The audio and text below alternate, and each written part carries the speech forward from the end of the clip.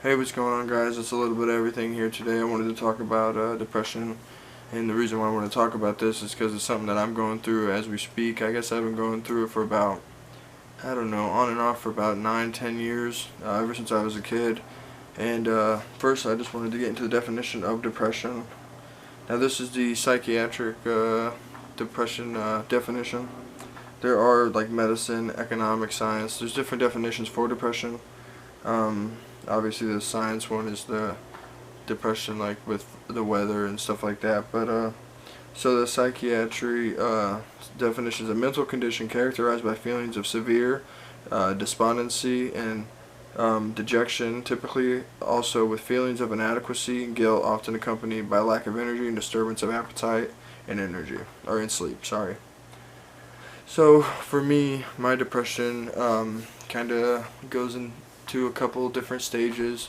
So the first one is non-motivation, not wanting to be around nobody, so isolation, feeling pretty much sad, not wanting to get out of bed, telling myself I'm going to do this, but instead I don't do that, overeating. Now these are the ones that I have noticed, and I get angry and stuff like that, so those are just, anger is obviously one of my huge ones. It's one of my big ones. But I wanted to read this. This is on WebMD, and these are the causes of depression, and I will read this in 1 second. But so, how I figured out that I was depressed, I guess, because I just stopped doing the things that I enjoy doing. I stopped getting a hold of my friends, my family. I completely distanced myself from everybody around me. I didn't go to the grocery store. I didn't do any of that stuff. I stopped being around my kids, and there was a situation with that already, so that one's already a little, a little foggy or whatever. But the biggest thing for me was that whenever I was, like I said, dealing with it on and off, 9 and 10 years old, and the reason why I believe that it came to me, my family background, obviously, my mom has different conditions, and that passes on through genes, and my genetics, they're not the greatest. But while I was like not, I don't know, I started using mind-altering substances, and I'm only going to say mind-altering substances and not what it really was, obviously, for the safety of the channel and stuff like that.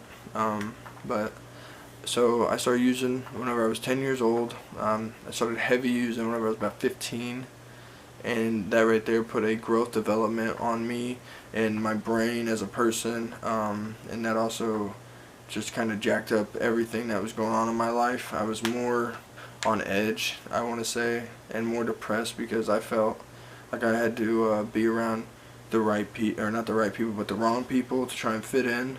But a lot of my depression whenever I was in high school and stuff like that came from a lot of bullying and things like that.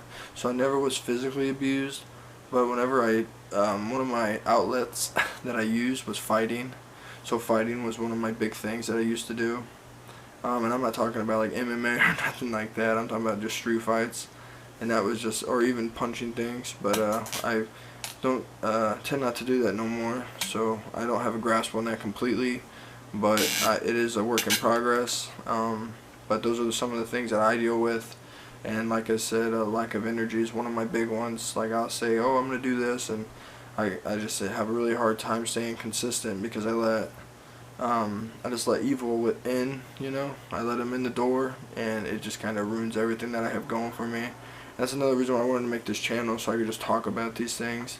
I know it's a little different just to talk in front of a camera, but I do think that it could help somebody. And depression causes a lot of people in their lives. A lot of suicide happens because of depression. And depression, you could think that you have depression, but it could be, it's not like bipolar. Bipolar has like bipolar 1, 2, but depression has just depression, right? So it's just one thing. And in my eyes, the easy definition is just, like I said, lack of energy, sadness, things like that. But this right here is some of the causes, the main causes of depression. So let's go into that. Abuse. So if you were ever emotionally abused, physically abused, sexually abused, things like that. Your age. So people, it says people who are elderly are at higher risk of depression, and that makes sense because obviously they have family that is already grown up, and they're getting older, so their family's probably traveling the world and they're doing their own thing because they're young, right? Certain medications. So for instance, some people that I know, they take certain medications and it makes them depressed, it makes them not want to eat and things like that, and they think that that is the answer, but not for everybody. There are different ways to get the help that you need for depression. So those are the things that I'm working on, because I don't want to depend on any kind of medicine. I would like to stay away from that route. So conflict with anybody. So you could be depressed because, say, you and your friend get into it, right? And then your friend doesn't want to be your friend no more, and then that makes you depressed. So one of the biggest ones here is death or a loss. So death in the family, or you lose a pet or something like that, that's obviously going to make you depressed because you were with that person or with that pet 24 hours a day. Maybe not 24 hours, but you're with them a lot, and turns out that they, it's time for them to go. They kick the bucket and they're gone, and then you're like, well, what the heck, how am I supposed to cope with this? And that's when grieving comes in. There is a proper way to grieve, and that right there could be another video. So this is gender. So women are like about twice likely to become more depressed than men. So I didn't know that. All right, there's a new study for me, but that's probably with like cyberbullying and stuff. I feel like more women get bullied than guys do, because guys are supposed to be like tough, jocks and stuff like that. But that wasn't the case for me in high school. I was no jock or nothing like that. I did get bullied, and I was depressed for a long time. So major events, so starting new jobs. Now this right here could go into anxiety, because even me, if I start a new job or something like that, I do get anxiety. I'm like, well, I want to impress this person, and then after I'm there for a while, I just start getting depressed, about the people I'm around and things like that, and then it just goes down a long spiral for me. It's no fun. So other personal problems. So this is like such as social isolation. Now that's something that I've done before. I've isolated myself from everybody, and I've only been in contact with myself pretty much. So I had no contact with anybody. Before COVID happened, I was already doing that. Serious illnesses. So say you get diagnosed with a cancer or with something that is life-threatening, or something that is going to kill you.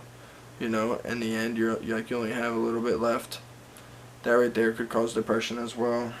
And then obviously 30% of people with substance misuse problems, obviously they're going to get, some kind of depression, because if you're not taking, now I know this from experience with some of the people that I've dealt with, that if you don't take your medicine the way you're supposed to take it, or if you overuse it, then obviously it's going to trigger different things in your brain, and then you're going to think differently, and then it's just going to not work like it's supposed to. And for some people, it just doesn't work at all. And I'm one of those people, because if I get on a medicine, it makes it a lot harder. So that's why right now, while I'm in therapy, the therapist doesn't want me to go to that route yet of the medicine, so I'm not going to do that yet. I'm going to get some water here.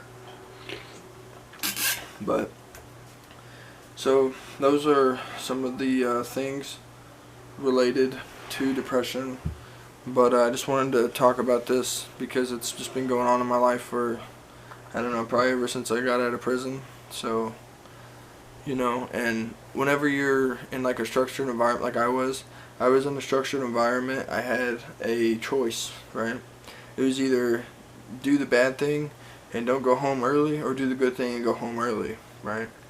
Now that I don't have that, it makes it seem like I am, actually, well, I'm able to do pretty much whatever I want, and I'm not saying like go and use or anything like that, because I don't do that, but the more freedom you have, the less you think about, well, there's consequences in the background, right? So that right there's my biggest issue right now, is that, and that's why I think I am dealing with depression. I think it was there all along, but I had it so suppressed with, just get out, do the right thing, get out. You're going to be back home with your family and your kids and your wife and all this stuff.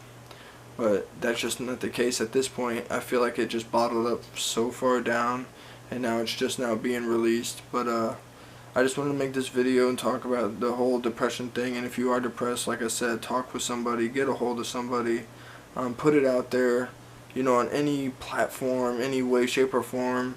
there's always someone out there that is willing to help, and I'm a true believer in that, because before I got clean, I didn't realize that there was help. I just had to seek that help. So that's pretty much all I got for this video. If you want to comment on the video, that's cool. You guys want to talk about depression and how you dealt with your depression and stuff like that, I would appreciate it. And maybe some tips and tricks on how to deal with it. I appreciate it, and have a good day, and God bless you guys.